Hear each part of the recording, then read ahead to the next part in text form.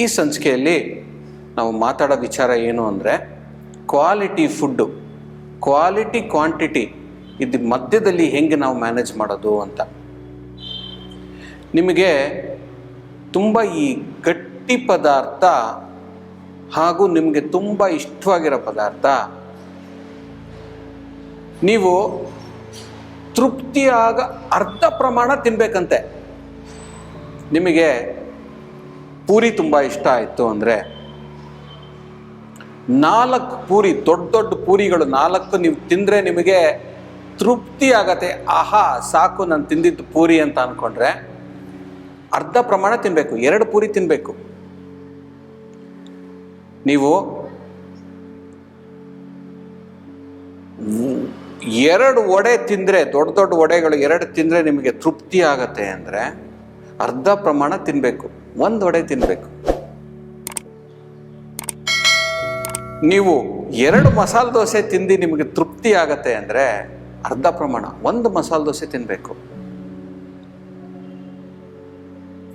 ಇವು ನಾನು ಹೇಳಿರೋ ಐಟಮ್ಸ್ ಎಲ್ಲ ಗುರು ಪದಾರ್ಥ, ಅಂದರೆ ಹೆವಿ ಟು ಡೈಜೆಸ್ಟ್ ಫುಡ್ಡು. ಅದೇ ಆಹಾರದಲ್ಲಿ ಲೈಟ್ ಆಗಿರೋದು, ನಿಮಗೆ ಹೆಸರುಬೇಳೆ ಪಲ್ಯ ಇಷ್ಟ ಆಯಿತು ಅಂದರೆ, ಅಥವಾ ನಿಮಗೆ ತಿಳಿ ಸಾರನ್ನ ಇಷ್ಟ ಆಯಿತು ಅಂದರೆ, ನಿಮಗೆ ಉಪ್ಪಿಟ್ಟು ಇಷ್ಟ ಆಯಿತು ಅಂದರೆ, ಇವು ಲಘು ಆಹಾರಗಳು, ಗುರು ಅಲ್ಲ. ಇವು ನೀವು ತೃಪ್ತಿ ಆಗಷ್ಟು ತಿನ್ಬಹುದು. ನೀವು 1 ಬೌಲ್ ತಿಂದರೆ ಡಾಕ್ಟ್ರೆ ನಾನು ಇಷ್ಟು ತಿಂದುಬಿಟ್ರೆ ನನಗೆ ಒಳ್ಳೆ ತೃಪ್ತಿ ಆಗುತ್ತೆ, ನಾನು ಇಷ್ಟು ಒಳ್ಳೆ ಖಾರ ಬಾತು ಅಥವಾ ಉಪ್ಪಿಟ್ಟು ಮನೇಲಿ ಮಾಡಿರೋದು, ಹೋಟ್ಲಲ್ಲಿ ಮಾಡಿರೋದಲ್ಲ, ಅಲ್ಲಿ ಚೆನ್ನಾಗಿ ತುಪ್ಪ ಹಾಕಿರ್ತಾರೆ, ಮನೇಲಿ ಮಾಡಿರೋ ಉಪ್ಪಿಟ್ಟು ನೀವು ಇಷ್ಟು ತಿಂದರೆ ನನಗೆ ತೃಪ್ತಿ ಆಗತ್ತೆ ಸಾಕು ಅಂತ ಅನಿಸುತ್ತೆ ಅಂದರೆ ಅಷ್ಟು ತಿನ್ಬೋದು ನೀವು. ಯಾಕಂದರೆ ಇದು ಲಘು ಆಹಾರ, ಲೈಟ್ ಫುಡ್ಡು. ನಿಮಗೆ ಕೋಸಂಬರಿ ಪ್ರಿಯರು ಅಂದರೆ ಇದು ಲಘು ಆಹಾರ. ಕೋಸಂಬರಿ ನೀವು ಡಾಕ್ಟ್ರೆ ನಾನು 1 ಬೌಲಷ್ಟು, ಚಿಕ್ಕ ಬೌಲಷ್ಟು ನಾನು ತಿನ್ಬೋದು, ತೃಪ್ತಿ ಆಗತ್ತೆ ಅಂದರೆ ಅಷ್ಟು ತಿನ್ಬೋದು ಫುಲ್ಲು.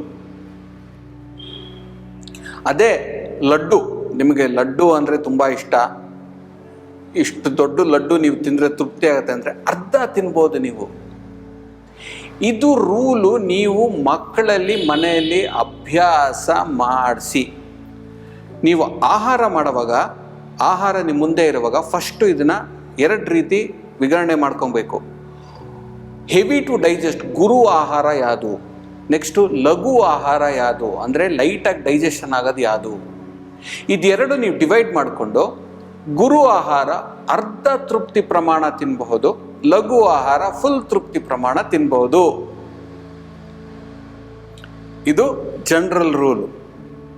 ಒಂದು ವಡೆ, ಇಡ್ಲಿ, ಸಾಂಬಾರು ಉದಾಹರಣೆ ತಗೊಳ್ಳೋಣ. ನಿಮಗೆ 2 ಇಡ್ಲಿ ತಿಂದರೆ ತೃಪ್ತಿ ಆಗತ್ತೆ, 2 ವಡೆ ತಿಂದರೆ ತೃಪ್ತಿ ಆಗತ್ತೆ ಸಾಂಬಾರ್ ಜೊತೆಗೆ ಅಂತ ಅಂದ್ಕೊಂಡ್ರೆ ನೀವು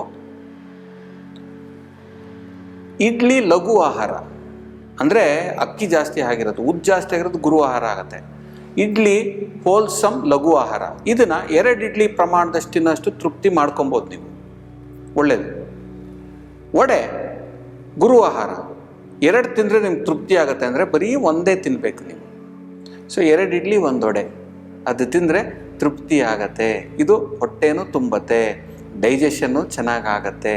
ಸೊ ಫುಡ್ಡು ಹೆವಿಯಾಗಿದೆಯಾ ಲೈಟ್ ಆಗಿದೆಯಾ ಪ್ರಮಾಣ ನೋಡಿ. ಹೆವಿಯಾಗಿರೋ ಫುಡ್ಡು ಅರ್ಧ ತೃಪ್ತಿ, ಲೈಟ್ ಆಗಿರೋ ಫುಡ್ಡು ಫುಲ್ ತೃಪ್ತಿ ತಿನ್ಬೋದು. ಇದ್ರ ಜೊತೆಗೆ 3ನೇ ವಿಚಾರ, ದ್ರವ ರೂಪದಲ್ಲಿ ಏನಾರ ಇತ್ತು ಅಂದರೆ ಹೊಟ್ಟೆ ತುಂಬಷ್ಟು ತಗೊಬೋದು. ಸೂಪು, ಸಾರು, ಹುಳಿ, ಮಜ್ಜಿಗೆ, ಬೇರೆ ಏನಾರು ಜಾಸ್ತಿ ಸಕ್ಕರೆ ಗಿಕ್ಕರೆ ಹಾಕದೇ ಇರೋದು ಡ್ರಿಂಕ್ಗಳು ಇದೆಲ್ಲ ಏನಾರು ಇತ್ತು ಅಂದರೆ ಪೂರ್ತಿ ಪ್ರಮಾಣ ಸೇವನೆ ಮಾಡ್ಬೋದು. ಇದು ದ್ರವ ಅಂಶ. ನಾನು ಹಿಂದಿನ ಸಂಚಿಕೆಯಲ್ಲಿ ಹೊಟ್ಟೆ 1.5 ಲೀಟ್ರ್ ಅಂದರೆ ಅರ್ಧ ಲೀಟ್ರ್ ಗಾಳಿಗೆ ಬಿಟ್ಬಿಟ್ವಿ. 1 ಲೀಟ್ರಲ್ಲಿ ಅರ್ಧ ಸಾಲಿಡು ಅರ್ಧ ಲಿಕ್ವಿಡ್ಡು. ಅದರಲ್ಲಿ ಅರ್ಧ ಸಾಲಿಡಲ್ಲಿ ಗುರು ಆಹಾರ ಅರ್ಧ ತೃಪ್ತಿ ಆಗೋ ಪ್ರಮಾಣ, ಲಘು ಆಗಿರೋ ಆಹಾರ ಫುಲ್ ತೃಪ್ತಿ ಆಗೋ ಪ್ರಮಾಣ ಅರ್ಧ ಲೀಟ್ರಷ್ಟು ತುಂಬಿಸ್ಕೊಳ್ಳಿ ಹೊಟ್ಟೆನ. ಮಿಕ್ಕಿದ್ದು ನೀರು, ಸಾರು ಇದರಲ್ಲಿ ತುಂಬಿಸ್ಕೊಳ್ಳಿ. ಮಿಕ್ಕಿದ್ದು ಗಾಲಿಗೆ ಸಂಚರಣೆ ಮಾಡೋಕ್ಕೆ ಬಿಟ್ಬಿಡಿ. ಸೊ ಇದು ನಾನು ತುಂಬ ಸೂಕ್ಷ್ಮವಾಗಿ ಉದಾಹರಣೆ ರೂಪದಲ್ಲಿ ಹೇಳಿದ್ದೀನಿ. ಆದರೆ ಮುಂದಿನ ಸಂಚಿಕೆಯಲ್ಲಿ ಇನ್ನೂ ಇದನ್ನು ವಿಸ್ತಾರವಾಗಿ ವಿವರಣೆಗಳು ಕೊಟ್ಟು ತಿಳಿಸ್ಕೊಡೋಣ.